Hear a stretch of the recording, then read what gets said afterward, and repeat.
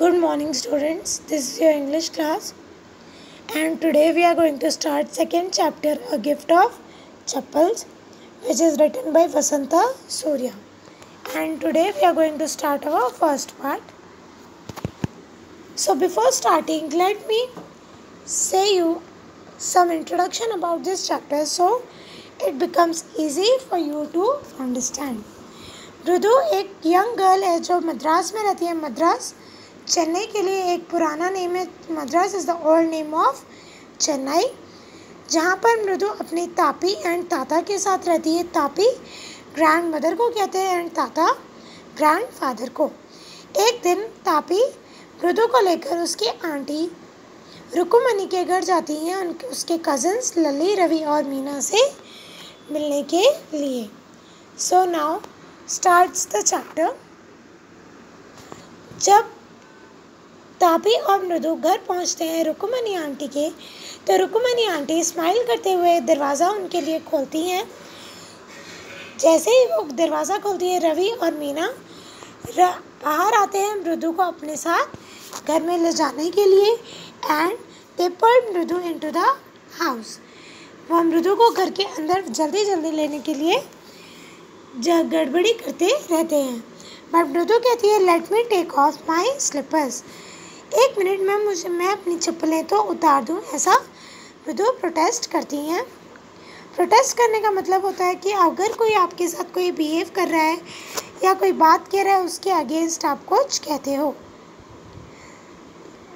मृदु अपनी चप्पलें एक बहुत ही बड़ी ब्लैक लार्ज चप्पलों के पास नीटली रख देती है.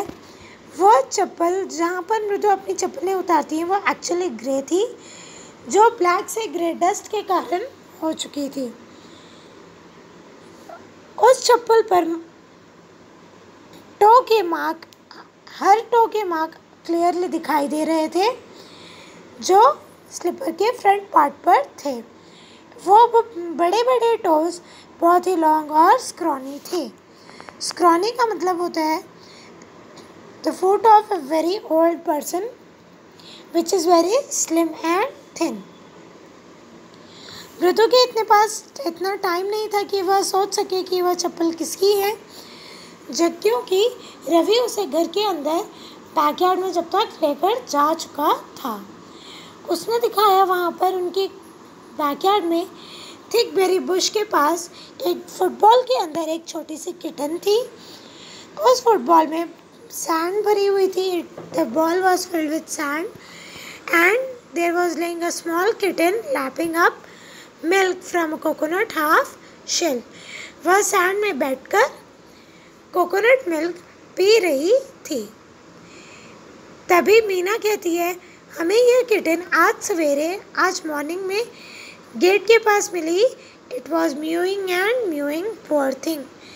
वो हमारे गेट के पास बैठकर म्यू कर रही थी, बहुत ही बुरा लग रहा था.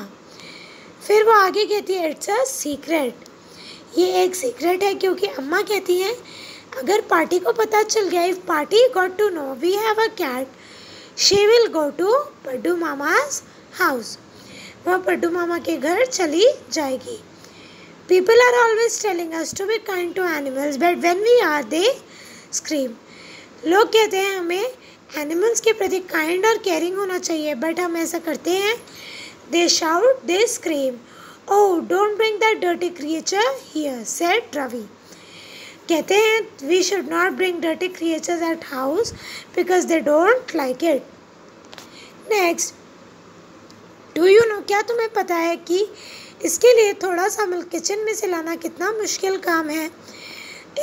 When I was getting the milk for kitten, Party saw me with a glass in my hand just now. I said to Party, मैंने उन्हें बहाना बनाया कि मुझे भूख लग रही है, so I want to drink it. But the way she looked at me, I had to drink most of it to throw off her scent. मुझे उन्हें दिखाने के लिए to mislead her so that she won't understand, I have to drink the milk. And then she wanted the tumbler back. फिर उन्हें वो glass भी दोबारा वापस चाहिए था. So I said Tapi that I would do it myself. I will Wash the tumbler and put it back in the kitchen. Why should you trouble for that? Took off her scent का मतलब होता है to mislead someone, to guide someone that they should not know real purpose. So here ends your first part. Will continue next part in your next video.